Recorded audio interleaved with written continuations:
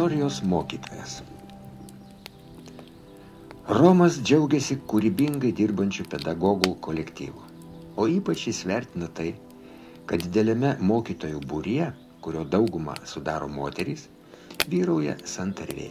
Visi nelengvo krovinio vežimą dar neįtraukia vieną kryptimį.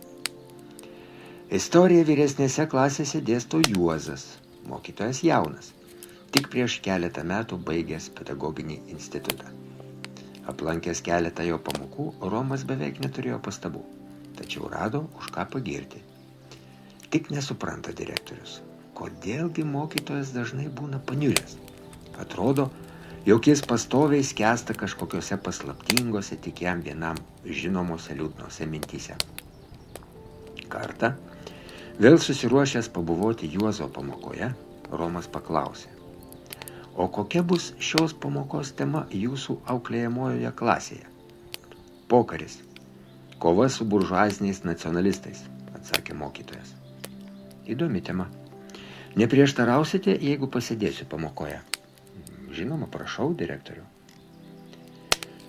Kaip visada, pakvietęs keletą mokinių atsakinėti praeitos pamokos tema, mokytojas pasakė, apie ką eis kalba šią pamoką. Jis papasakojo mokiniams apie pokario klasių kovas. Kas tokie buvo buržuaziniai nacionalistai? Ko jie siekė? Kaip ir kiek išžudė taikių Lietuvos gyventojų? Pailiustravo pasakojimą ir konkrečiais faktais.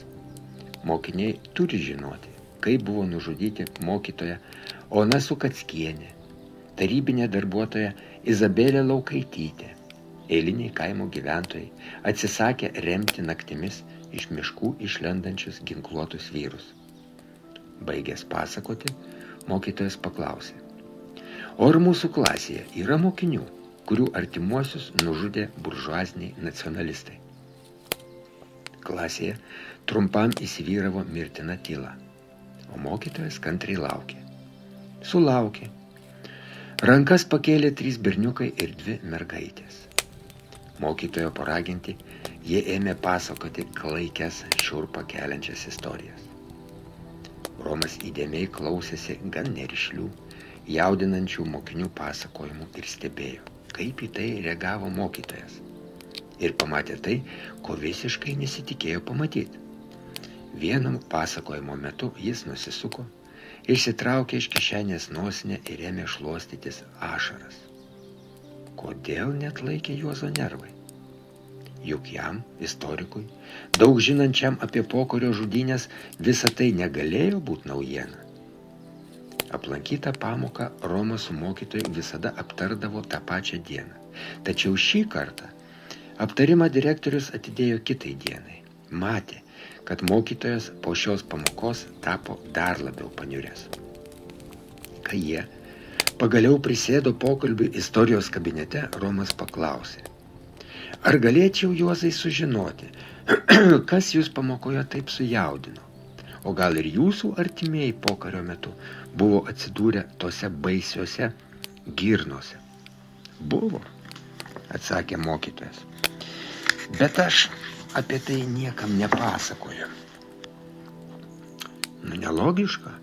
Mokiniai atvirai pasakojo jums, tad jūs apie tai savo tragediją atvirai turėtumėt papasakot, bent jau man. Tai kad sunku man apie tai pasakot. Na ir vis dėlto. Juozukui tuomet buvo 7. Ir rudenį jis turėjo pradėti lankyti mokyklą. Gyveno šeima Dzūkijoje, mažame, prie miško prigludusiam kaimelį, greta vinguriuodamas plukdė savo vandenis Nemunas. Prisikasęs liekų, Juozukas mėgdavo nusileisti nuo stataus kranto ir pameškeriot.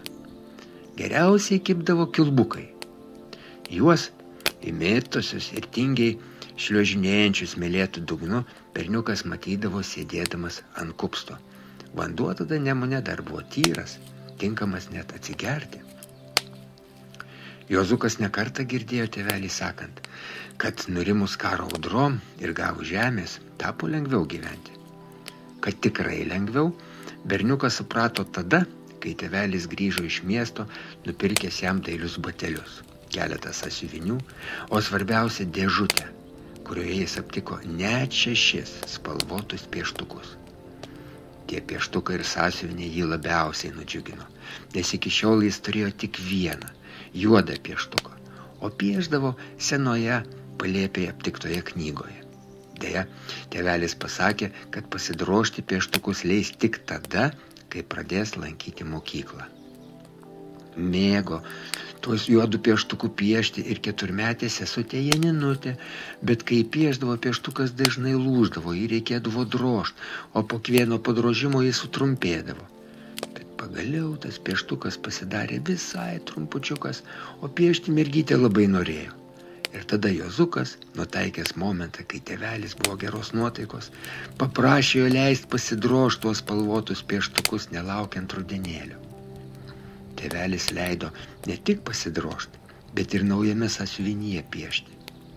Juozukas su Janinute net sucypė iš džiaugsmo.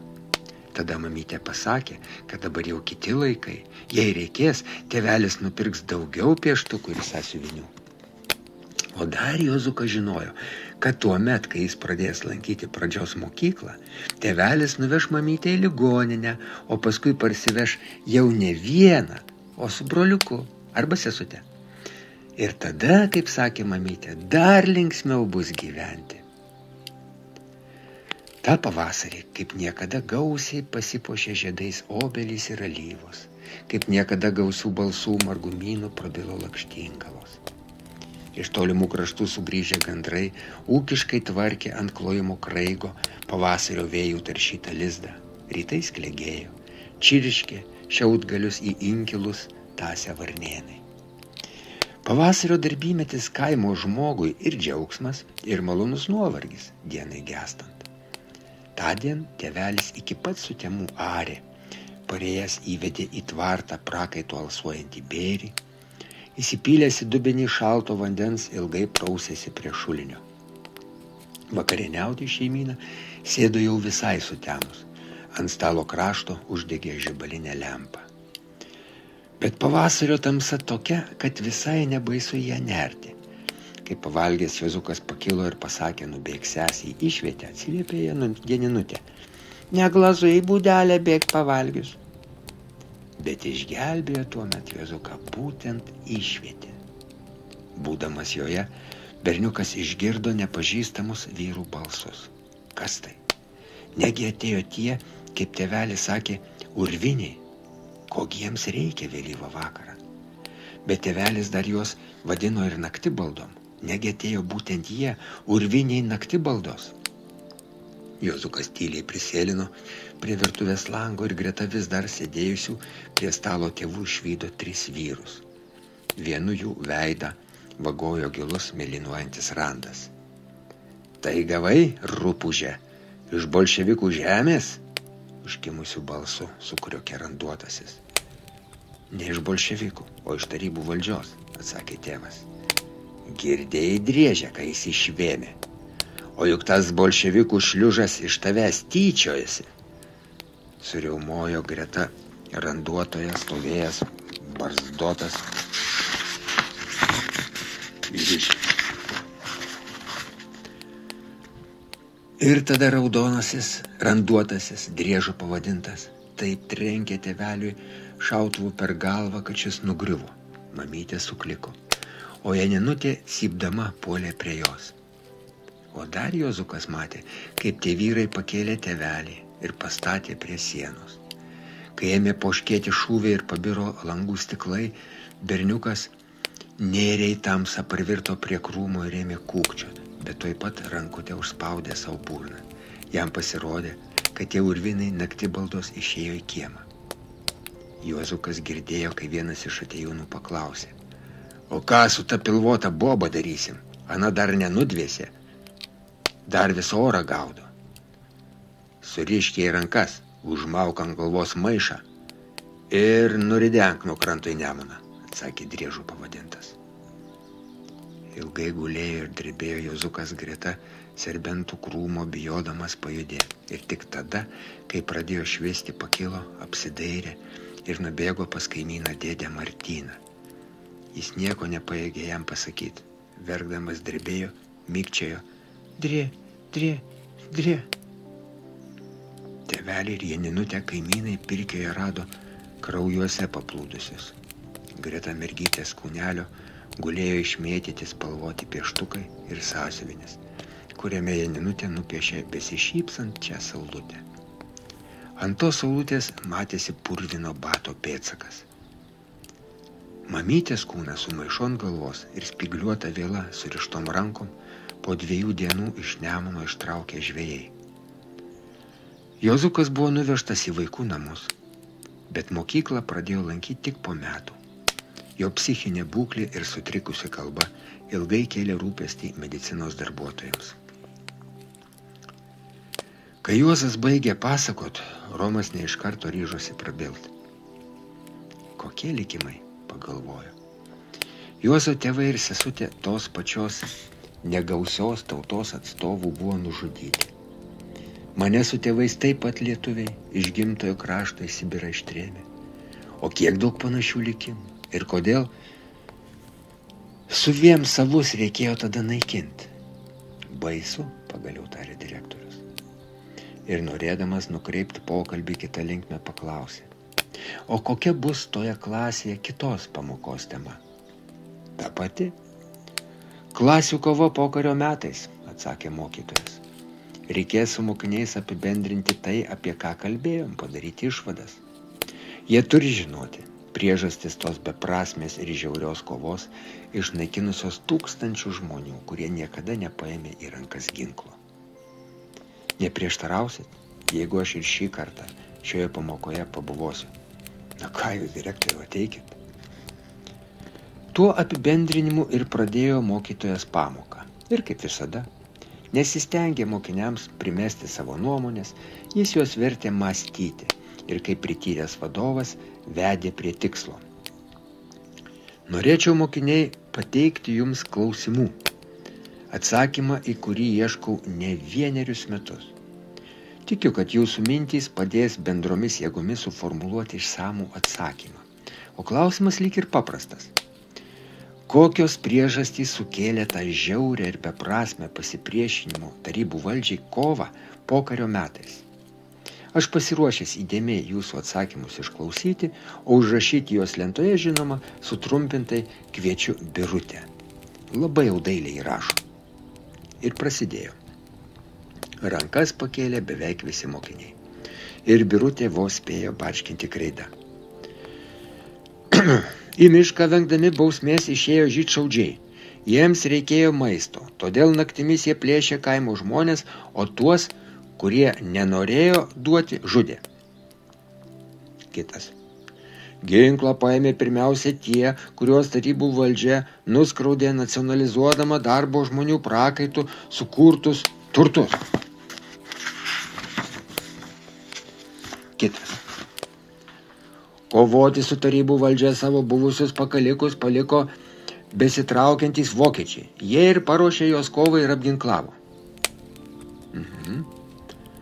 Miškuose atsidūrė, nenorėję sąžiningai dirbti, jau sėdėję kalėjimuose vagiai, sukčiai ir žudikai. Į miškus išėjo jauni vyrai, bijoję patekti į tarybinės kariuomenės gretas. Fronte galima žūti, o čia buvo vilčių išlikti. Sekantis. O man atrodo, kad tą kovą organizavo žmonės visiškai nesusivokiantys realios padėties, tiesiog trumparegiai. Negi nebuvo galima suprasti, kad anksčiau ir vėliau jie bus arba iššaudyti, arba išgaudyti, kas paskui ir atsitiko.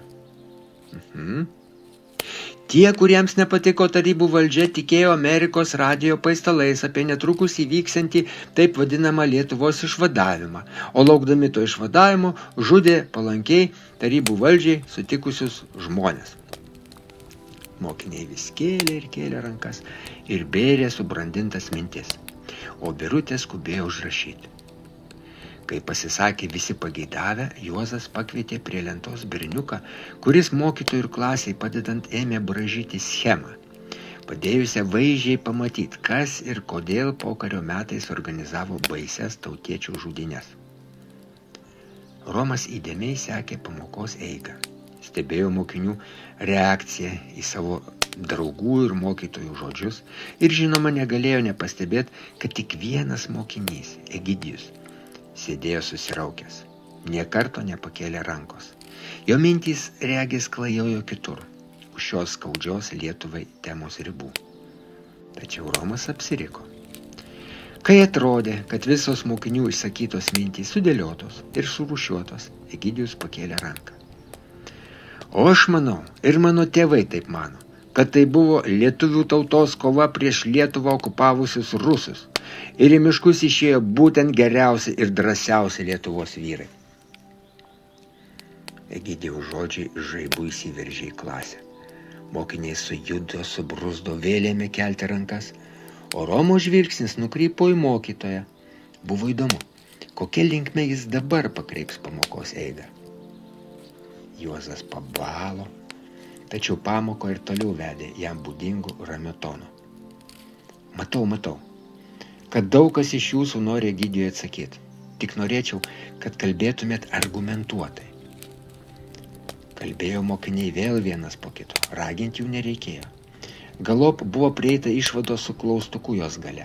Jeigu, pasak Egidijaus, į miškus išėjo geriausi ir drąsiausi vyrai, tai kodėl jie nekovojo su rusais, o žudė taikius tautiečius? Ir vis dėlto aistros, kurias įžiebė Egidijus, niekaip negalėjo užgesti, o pamoka ritosi pabaigon. Ir tada direktorius atsistojo, priėjo prie Juozo, padėjo jam ant peties ranką ir pasakė mokiniam. Man įdomu buvo išgirsti jūsų to baisaus laikmečio vertinimus, o dabar aš noriu atskleisti jums vieną paslaptį. Jūsų mokytojo ir auklėtojo tėvus tik už tai, kad jie iš tarybų valdžios gavo žemės, nužudė tie, kaip pasakė Egidijus, geriausi ir drąsiausi Lietuvos vyrai. Kartu nužudė ir 4 metukų sesutę, o būsimas jūsų mokytojas, tada 7 metų berniukas, tik atsitiktinai liko gyvas. Manau, atleis man mokytojas, kad aš išdaviau jums jo skaudžią paslapį. Kai Romas tarė paskutinius žodžius, sučirškė pertrauką skelbiantis skambutis, bet mokiniai jo lyg negirdėjo. Jie tebesėdėjo priblokšti direktoriaus žodžių.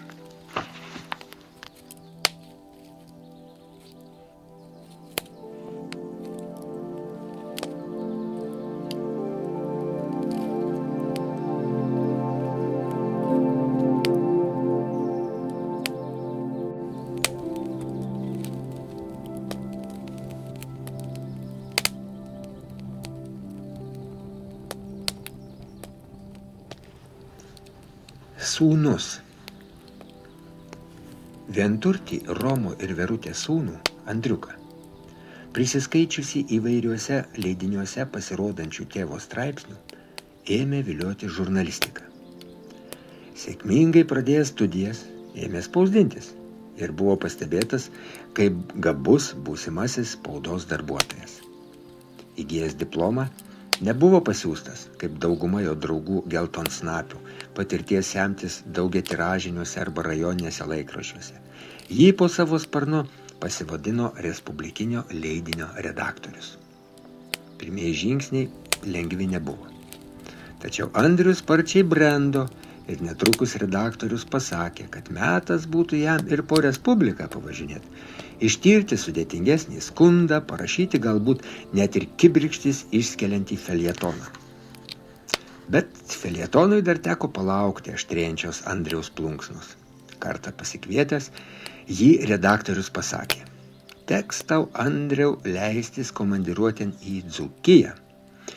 Ten, nedideliam kaimelį prie Nemuno, neaiškiomis aplinkybėmis, buvo nužudytas komjaunuolis. Kiek žinau, išgertuvių metu įvyko kažkoks buitinis konfliktas. Žudikas žinomas, jis areštuotas. Manau, jog čia jokia politika nekvepia, susirėmė išgėrę karštakoječiai vyrai, bet vis dėlto žuvo jaunas žmogus, teigiamai charakterizuojamas komjaunuolis. Tardytojai savo darbą jau dirba, o tugi šį įvykį pažvelg žurnalistokim. Tikiu, kad atlikęs tyrimą parašysi straipsnį, kuris taps numerio vinimi. Jau kitos dienos rytą Andrius sėdo į autobusą ir iškeliavo į Alytų. Čia jį pasitiko kolūkio pirmininko mašinos vairuotojas ir įsodinęs į viliuką nuvežė į kaimą. Nuo kogi pradėti tyrimą. Tas komjaunuolis jau palaidotas, žudikas už grotų sėdė, bet gal to išgerimo metu dar kas nors prie stalo sėdėjo. Pirmąją informaciją jam suteikia mašiną vairuojantis pagyvenęs žmogus. Tas komjaunuolis esą buvęs doras darbštus vaikinas. Į kolūkį jis atvyko baigęs profesinę mokyklą ir įsidarbinęs traktorininku. Ne, jis ne vietinis, bet lyg tai kilęs iš netoliese esančio kaimo. O žudikas? Šis vyriškis vairuotojui nepažįstamas. Jis buvo iš kažkur porą dienų atvykęs savo tetos aplankyti. Ta moteris tikriausiai galės žurnalistui ką nors daugiau apie jį papasakoti. Juolab, tragedija įvyko jos namuose. O kas ta teta? Eilinė kolūkietė, melžėja, prie pensijos priartėjus. Vyras miręs, bevaikė, gyvena kaimelio pakrašty, prie jos neišvaizdaus namelio stovi didelis, mėlyna tvorelė apjuostas kryžius. Derliaus nuėmimo metas, pirmininkas pluša laukuose.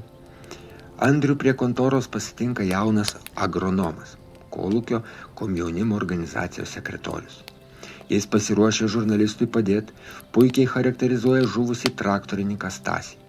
Baisiausia tai, kad vaikinas žuvo išgertuvių metu, o juk buvo negerintis. Kartais taurelę pakeldavo, bet tik rimtai progai esant. Tiesa, buvo karštakošis, bet kad į muštynės įsiveltų, to tai niekad nebuvo pastebėta. Prieš išvykdamas komandiruotėn, Andrius buvo užėjęs į prokuratūrą, kur sužinojo, kaip buvo nužudytas vaikinas. Lyg ir banalu, tačiau gana keista. Pasirodo, žudikas įsmeigė šiam į kaklą šakutę, kurios pagalba ką tik valgė geriausią užkantą, raugintą agurką. Ir tai pažeidė gyvybiškai svarbią arteriją, kad nukraujavęs vaikinas netrukus ir mirė. Tačiau tardytojas nežinojo, kokia priežastis privedė iš kitur atvykusį vyriškį taip pasielgti. Jis galėjo tik įtart, kad tai buvo kažkokio konflikto pasekmė. Deja, tardomas žudikas neketino ką nors smulkiau aiškinti. Jis tik kartojo, kad išgėręs Stasys pavadino jį ožiu. Ir tada neištvėręs griebė, kas po ranką pakliuvo ir smogė, visai nenorėdamas žudyti. Sužinojęs, kad tas tragiškai užsibaigusios išgertuvės vyko žudiko tetos Miliūnienės namuose, Andrius nutarė ją vakare aplankyti. Aptikęs ant jos lauko durų spyną, pastovėjo prie greta namo pastatyto didelio kryžiaus, o pamatęs kaimynų kieme malką skaldantį vyriškį, pabandė pasiteirauti, kurgi galėtų būti Miliūnienė. Šis mostelėjo ranką. Ana, ūkio karvės melžia, bet netrukus parei turėtų. Pavaikštinėjo Andrius asfaltuotą kaimo gatvelę, pastovėjo ant aukšto Nemuno kranto, pasigėrėjo už miško juostos krentančią saulę ir galop pamatė einančią prie savo namo moteriškę. Pasisveikino, prisistatė, paklausė, ar galėtų ją patrukdyti. Jei jau iš Vilniaus atkeliavai, tokį kelią sukoriai, tai užeik, pasikalbėsim. Tik mažai ką aš apie tai, kas tave domina, žinau.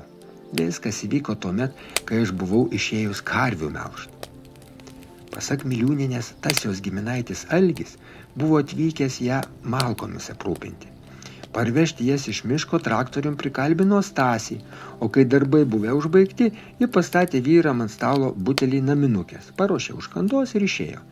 Grįžusi Stasį aptiko jau negyvą, o Algis buvo dingęs. Tik po kelių dienų milicininkam pavyko jį surasti ir sulaikyti. Miliūnienė sakė, kad Algis buvęs neblogas vyras, dažnai padėdavęs. Bėdos jį lydėjo dvi, mėgo išgerti, o išgėręs tapdavo agresyvus. Bet kodėl jis taip žiauriai dūrė šakutę Stasiui, moteris negalinti paaiškinti. Tikrai nebuvo dėl ko vyrams susipykti. Tas malkas jie tik tądien susipažinę iš traktoriaus priekabo iškrovė nedraugiškai juokaudami. Kruopščiai užsirašęs Miliūnienės pasakojimą, Andrius Jau temstant, sugrįžo į tą kambarėlį virš ūkio kontoros patalpų, kuris buvo skirtas atvykstančių svečių apgyvendinimui. Išgėręs arbatos ir suvalgęs porą sumuštinių, ilgai negalėjo sudėti akių, vis mąstė, kokia linkme eiti toliau. Nes tą, ką išgirdo iš Miliūnienės, buvo galima pavadinti tik menkojo tyrimo pradžia. Kita diena jam nieko naujo netnešė. Jis pakalbino ne vieną kolūkietį, bet visi kartojo tai, ką jau žinojo. Stasys buvo darbštus ir draugiškas vyrukas, o svarbiausia negerintis. Ir būtent tai, kad negerintis žmogus žuvo išgertuvių metu, Andriui kėlė tą klausimą, į kurį būtinai reikėjo rasti atsakymą. Bet Andrius žinojo, kad Stasys buvo kilęs iš netoliese esančio kaimo, o užaugo kažkodėl vaikų namuose. Ir jis nutarė nukeliauti į tą kaimą sužinoti, kodėl berniukas buvo patekęs į vaikų namus. Padėti jam pasisiūlė komjaunuolių sekretorius Mindaugas, vairuojantis nuosavą senačiuką Moskvičiuką. Tame kaime jie sustojo prie namelio, kuriame veikė pradinė mokykla. Kaip tik tuo metu pro jos duris išbyra būrelis vaikų. Vadinasi, prasidėjo pertrauka, tad galima užeit pakalbinti mokytoją. Ta mokytoja jaunutė, neseniai čia atsiųsta dirbti vietoj pensijon išlydėto vyriškio. O buvęs mokytojas vietinis. Jis, pasak mokytojos, kaimo istorija. Jie nekartą kraštotyrininkai aplankė, įvairius pasakojimus užrašė. Mokytojas vaikštinėja prie sodelėje stovinčių avilių. Nelauktus svečius pakviečia į pavėsinę ir pasiteirauja. Kuo galiu būti naudingas? Jūs turbūt girdėjote, kad gretimame ūkyje buvo nužudytas iš čia kilęs Stasys Dambrauskas. Ar jūs jį pažinojot, klausė Andrius. Pažinojau, ne tik jį ir jo tėvus pažinojau. Stasiuką 1 klasėje mokiau, atsakė mokytojas. Deja, tik 1 metus teko jį mokyti, o vaikas gabus buvo. O kodėl tik 1? Na, jūs turbūt nežinot, kad jo tėvai buvo nužudyti banditų. Tragedija įvyko vasarą, o Stasiuką išgelbėjo atsitiktinumas. Jis tuo metu gulėjo ligoninėje po apendicito operacijos. Tikrai nežinojau. O gal galit smulkiau apie tą žudynės papasakot? Kaip tai įvyko, sužinojome tik tada, kai buvo teisiamas šiuose kraštuose gyventojus terorizavęs gaujos vadas.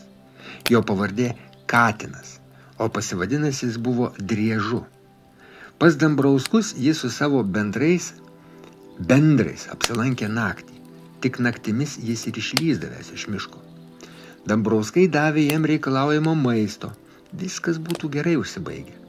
Bet tas plėšikaujantis Katinas pamatė radio aparatą, kurį šeimininkai buvo nesenai įsigiję ir pareikalavo atiduoti. Tu, pasakė, ir taip girdi, kas aplink dedasi, o mums tas tavo trantas labai reikalingas. O kam jiems tas radijas, jeigu tuose miškų rūvose nebuvo elektros, mokytojo pasakojimą pertraukė Mindaugas. Matai, vaikinė, elektros tada ir Dambrauskai neturėjo, todėl aparatą nusipirko elementais maitinama. O tuos elementus Katinas iškart ir pamatė. O kai Dambrauskas pasakė, kad radijo netiduos, Katinas ir nušovė. Nepagailėjo ir Dambrauskienės maldavusios pasigailėti. Tėvų netekęs Stasiukas tiesiai iš ligoninės buvo nugabentas į vaikų namus. Mokytojas susimąstė, patylėjo, paskui pridūrė. Tai va, ir Stasiuko jau nėra. Teko man girdėti, kad jis su kažkokiu vyriškiu malkas vežė, paskui su juo gėrė ir tas jį, tik pagalvokit, šakute nudūrė. Netikiu, kad čia kvepia paprastų buitinių konfliktų. Čia kažkas ne taip. Stasiukas nors ir karštakošis buvo, bet niekad į jokius konfliktus nesivėlė ir išgert nebuvo mėgėjas. Vakare, sugrįžęs jam skirtą kambarėlį, Andrius iš naujo perkratė mintyse turimą informaciją. Tos informacijos buvo maža, bet kaip jo suras daugiau, jis niekaip nepajėgė sugalvoti. Į duris kažkas pasibeldė. Įeikit, neužrakinta, šūktelėjo Andrius. Tarpdury pamatęs vyriškį suprato, kad jie aplankyti atėjo jau matytas Miliūnienės kaimynas. Ėjau pro kontorą, pamačiau svečių kambarėlį šviesą degant ir nutariau užeiti. Tik atleiskit, kad brudnai apsirengęs. Iš darbo mechaninėse dirbtuvėse einu, pasakė įdėmiai žvelgdamas į Andrių. Malonu, kad užėjote, atsiliepė Andrius. Gal su manim arbatėlės išgersit, arbatinukas ką tik užvirė. Galime ir išgerti, nors aš trumpam, keliem žodžiam. Dar namuose nemažai darbų laukia. Atsisėdęs prie stalo, svečias gurkštelėjo arbatos ir vėl prabilo. Kiek teko girdėti, jūs čia nemažai žmonių pakalbinot, o aš jums štai ką norėjau pasakyti. Yra to įvykio liudininkas. Tai ūkio kiaulių šerikas Albinukas. Jis tada ir malkas kartu vežė ir šnapsą lakė. O kai tas Miliūnienės pusdurnis Stasį nudūrė, kartu su žudiku pro vartus muilą išnešė. Tik žudikas kuo toliau nuo įvykios vietos nėrė, o Albinukas į fermą. Ir prikando rupūžiokas liežuvį, lyg nieko nematęs ir negirdėjęs. Mat nežino, kad aš mačiau jį iš Miliūnienės namų išdulkant. Palaukit. O Albinukas ar ne tas ištysęs garbanotas juodaplaukis? Jis. Taigi aš su juo kalbėjaus ir jis sakė, tik girdėjęs apie nužudimą. Meluoja. Pabandykit prispirti prie sienos. Jeigu kas, priminkite jam, kad buvo nutvertas iš fermų kombikormus vagiant. Ant kelių tada prie fermos vedėja puolės, nargliavosi, atgailavo. Vedėja pažadėjo pirmininkui nepasakyti, o jūs apie tai žinot ir pykšti į laikraštį. Tada Albinukui ir šakės. Kitos dienos rytą Andrius nuėjo į fermą ir paprašė vedėjos leisti jam pasikalbėti su Albinuku. Prisėdo poilsio kambaryje prie ilgo iš lentų sukalto stalo. Andrius pastebėjo, kad pakviesto pokalbiui vyruko akyse blykstelėjo nerimas. Kągi, pradžiai tai visai neblogai. Belieka tinkamai spustelt, kad jis viską papasakotų. Matau, darbo jūs čia turit sočiai, tad neketinu ilgai trukdyti. Netrukus įvyks teismas. Stasį nužudęs žmogus bus ilgam pasodintas į kalėjimą, gal net sušaudytas, o jūs tada kartu vežęs malkas ir su tais 2 vyrais gėręs būsite pakviestas kaip liudytojas. Bet ašgi nieko, bandė jį pertraukti Albinukas.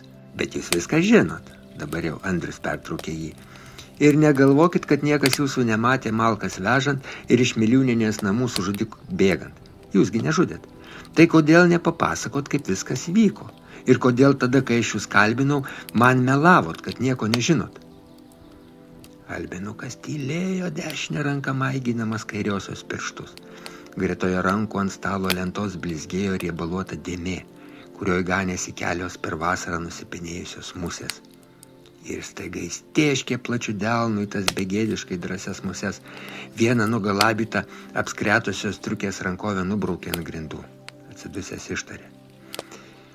Na, gerai, papasakosiu. Ir vėl aš iš šūdą įlipau. Prie Miliūnienės padengto stalo iškrovė malkas, sėdo 3. Algis atkimšo naminukės butelį ir pripildė 3 100-graminės stiklinės. Iki dugno išgėrė Algis su Albinuku, o Stasys tik paragavo ir pastūmė stiklinę nuo savęs. Tai ką, negeriantis? Šyptelėjo Algis, smeigdama šakute rauginto agurko gabalą. Nemėgstu samagono, bet to man dar traktoriui dirbtuvių kiemą reikės varyti. Baig, bachūrė, vaidint nekaltą mergelę. Ir išgersi, ir traktorių nuvarysi. Jei jau kartu malkas vogiam, tai negriekas ir tą butelaitį kartu išlakt, įsišėpė Algis, blykstelėjęs priekinio auksnių dantim. Ką tu pasakei? Sunerimęs paklausė Stasys. Išeina, mes į mišką važiavom nepirktų malkų pasikrauto, vogt? Išeina. O kodėl tu man iš karto to nepasakei? Ar būtum važiavęs? Jausdamas vis labiau užveriantį pyktį, Stasys pakilo iškošė. Su vagimim aš prie bendro stalo nesėdėjau ir nesėdėsiu. Ir tau, Albinuk, nepatariu čia užsibūt. O rytoj iš ryto apie vagystę bus pranešta eiguliui. Ir tada pašoko jau spėjęs įkaušti Algis. Nesuriko užbliovė. Ach, tu raudon snapė, tau maža mano rublių, tu dar įskūsi mane Įskūst nori, o gal tu nežinai mano pavardės? Aš Katinas, o mano tėvas Driežas, kadaise bolševikom komandiruotas į aną pasaulį, išrašinėjo. Gal tu nori, kad dabar aš tave ten komandiruočiau? Stasys žinojo, kad jo tėvus nužudė Driežo vadinamas Katinas. Bet visa tai buvo tolimoj praeity ir jis net galvoti negalėjo, kad likimas jį kada nors suves su žudiko sūnum, kuris išdrįs taip šlykščiai iš jo pasityčiot. Sugniaužtas kumštis ir stengdamasis susitvardyti atkirto. Tu ne Katinas, katinai peles gaudo, tu ožys, kurį seniai metas iškastruot, o savo rublius gali į šikną susikišt ir sviedė juos ant stalo. Ir tada ne Katino, o plėšrių tigrų prišokęs algis smeigė jam į kaklą šakutę ir riebiai nusikeikęs išmaukė dar vieną stiklinę naminės. Pamatęs, kad Stasys nugriuvo, prišoko prie visą laiką tylėjusio albinuko. O tu ko išsižiojai? Užsičiaupk ir kad man tylėtum. Malkų nevežiai, čia nesėdėjai, manęs nepažįsti, o dabar išeinam kiekvieną savo keliais. Nutilęs albinukas parėmė smakrą delnu ir pažvelgė pro musių išmargintą langą. Pasakojimo sukrėstas Andrius paklausė. Tai kai važiavote į mišką Malkų, žinojot, kad jos bus vagiamos? Ką jūs? Nei aš, nei Stasys to nežinojom. Tas Miliūnienės giminaitis pasakė jas nusipirkęs. Ne, daugiau kalbėti su albinuku Andrius noro jau neturėjo. Ir atsisveikindamas, nors ir padėkojo už pokalbį, bet rankos vaikinui nepadavė. Galvoje sukosi padrikos mintys, sakiusios jam, kad metas grįžti į Vilnių ir rašyti straipsnį apie dar vieną baisaus pokario atgarsį. Ir dar jis stengiasi prisiminti, kur ir ką jis jau buvo girdėjęs apie Katiną Driežą.